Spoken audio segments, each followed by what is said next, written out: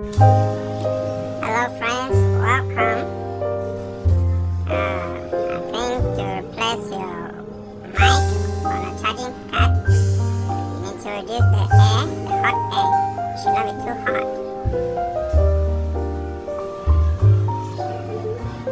You must do this carefully.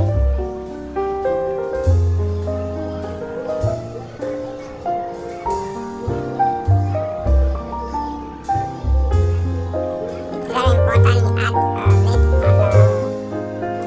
the spot.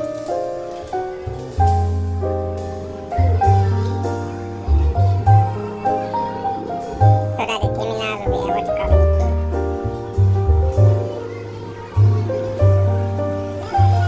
So when your mic is bad, you must not change the pad. You can still change the mic and continue using.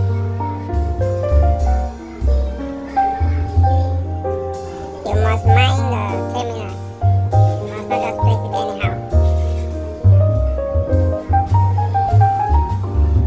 Please remember to reduce your hot air. It should not be too much hot.